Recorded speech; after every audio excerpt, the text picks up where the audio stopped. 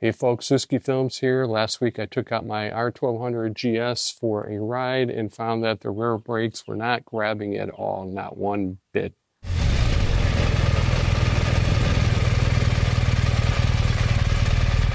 So either I have air in the brake line or the brake pads are worn, or perhaps even both. So today's video will be a detailed step-by-step instruction on how to service the rear brakes on a 2016 R1200GS adventure. I will also link to my other video on how to flush and bleed out the brake lines on both the front and rear brakes, which is something we'll want to do after today's brake service. Also, check out the description box below for full details on today's video, including part numbers, torque settings, and the recommended gear pairing for this job.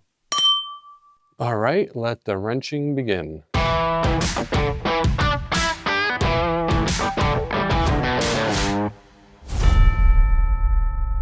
All right, some of the tools you'll need are a socket wrench, a socket extension, a Torx T30 bit, Torx T40 bit, needle nose pliers, a screwdriver, channel lock wrench, a torque wrench, a wire brush, and a soft brush. You also want a caliper or ruler to measure the brake pad thickness. The recommended supplies are some brake fluid, some brake cleaner, brake caliper grease, some copper-based grease, Loctite 243.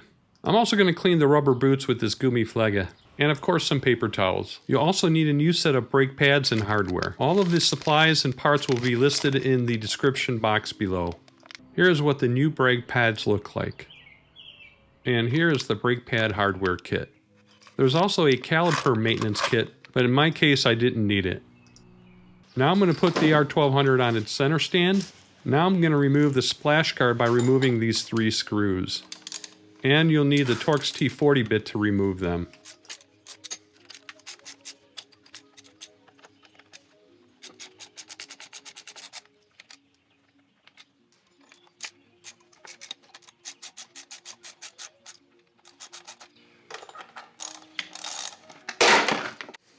Let's try that again.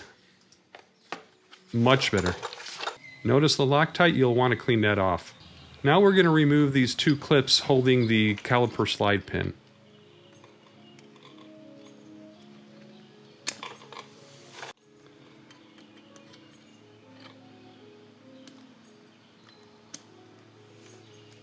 Now push the slide pin out, and you can use your long nose pliers or a drift if you can't do it by hand.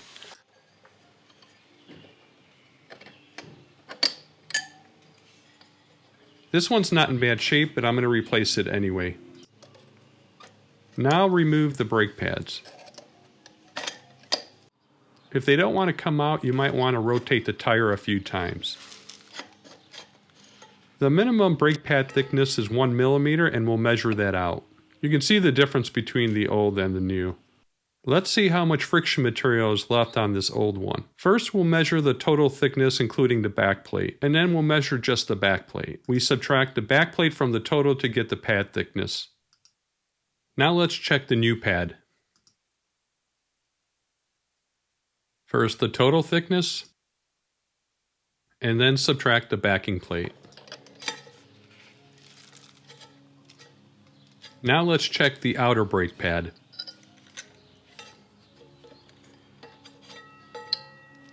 The outer brake pad has a metal and ceramic shim. Let's compare the old with the new. I'm going to remove the shim before I take the measurements. First we'll measure the total thickness, and then subtract the backing plate. Now let's check the new one. Here's the total thickness, minus the backing plate. Let's compare the wear between the inner and the outer pad. We should have less than 1 millimeter of difference, and we do. If it's more than 1 millimeter, you probably have an issue with your caliper. Now I'm going to try to install the new brake pads. I'll start with the outer brake pad first.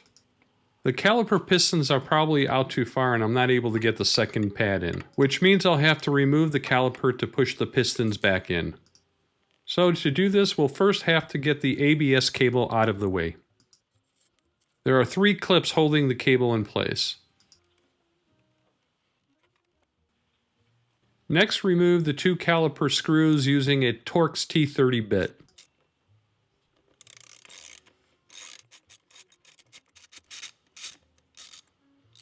I'm not going to remove the first screw out all the way. This will prevent the caliper from twisting out when unscrewing the second screw. Notice the Loctite on the screws. Don't forget to reinstall this wire clip. Now I'll remove the brake caliper. Check the motion of the sliding carrier to make sure it's smooth. It moves on these two sliding pins. Both of the pins are sealed with a rubber boot. Go ahead and remove the sliding carrier. Inspect the rubber boots and replace if needed. If the rubber boot is sticking, use your fingers to guide it out.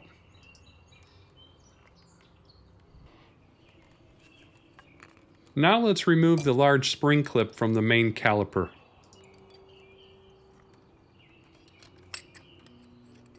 I can probably clean and reuse this clip, but I'm going to go ahead and replace it.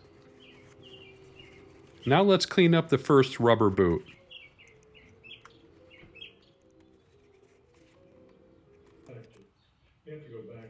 This gummy flega is going to help restore and condition the rubber.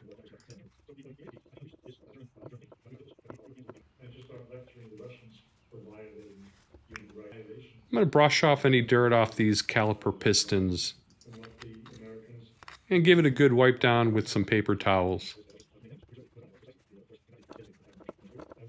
I'm going to crack open the brake reservoir lid before pushing the caliper pistons back in.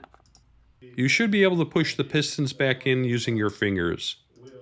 Now, if this video is helping out in any way, please hit the like button and consider subscribing to my channel. Don't forget to hit the bell icon to be notified every time I release a new video. Now, if you're not able to push the pistons back in using your fingers, try using the old brake pad and some channel locks to get it back in. Now let's clean off the sliding pin on the main caliper and apply a thin layer of brake caliper grease. I'll also apply a smidgen onto the caliper pistons.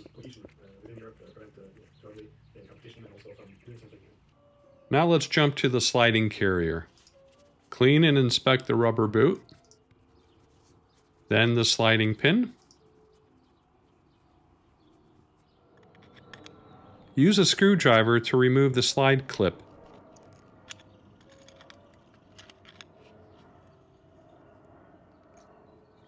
I'll be changing this one out as well. Use a wire brush to clean out the carrier before installing the new clip.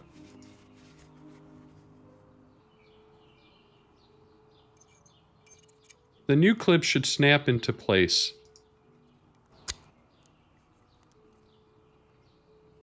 Now some conditioner for the rubber boot.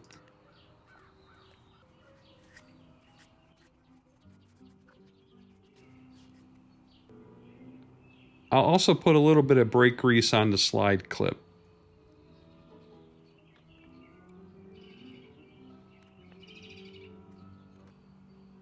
And the slide rod as well.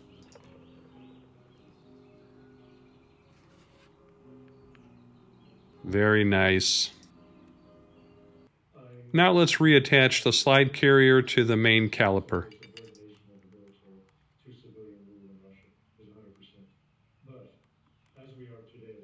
The two rubber boots should pop into position. Check the slide action. Now let's install the new brake pad spring clip. Slide it in and it should snap into place.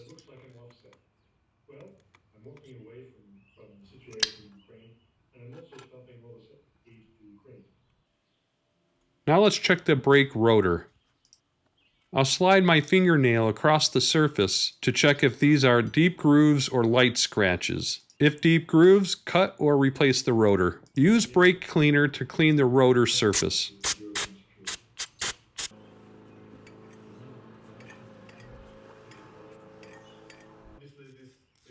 Now let's clean up the brake caliper screws.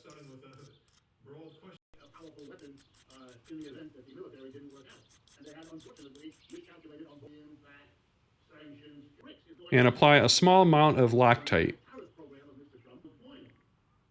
Not like this. Stop it, you're embarrassing yourself. Now reattach the brake caliper onto the rotor.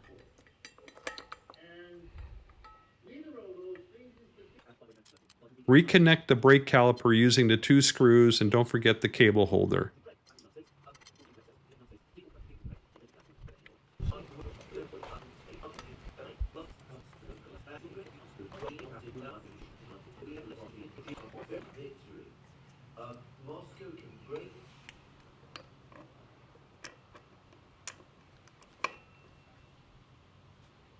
Now torque down the 2 screws to 18 foot-pounds or 24 Newton meters.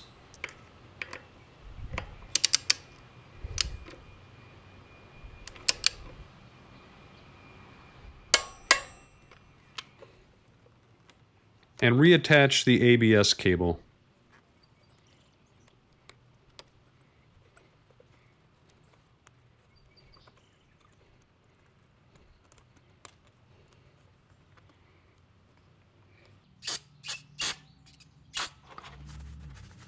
I'm going to clean the brake rotor one more time before installing the brake pads.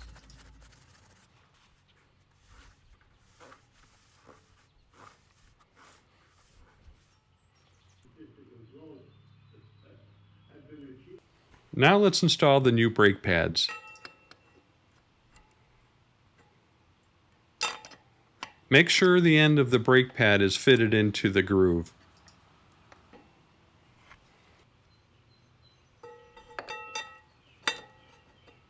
You may need to push in the caliper to fit in the second brake pad.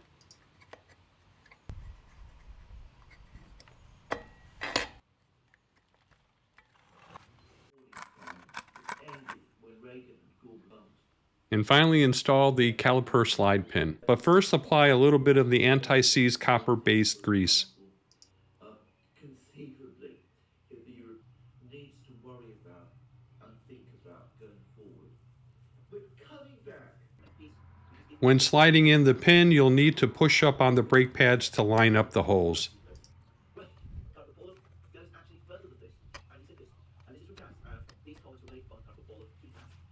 And finally, install the 2 holding clips.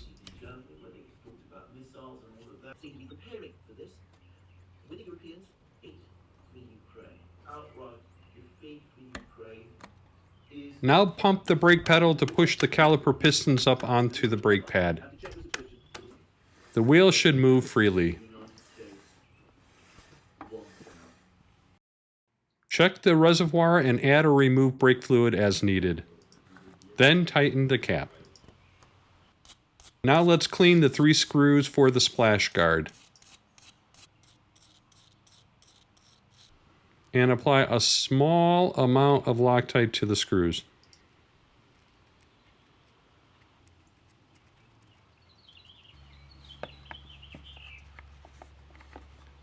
Reinstall the splash guard using the 3 screws. Tighten down using the Torx T40 bit. And then torque these screws to 6 foot-pounds or 8 Newton meters.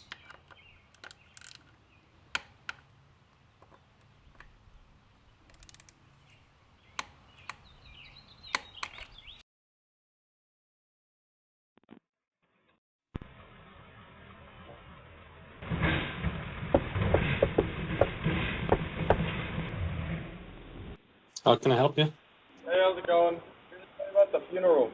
Sorry? For a second. What's this about? A funeral? A funeral?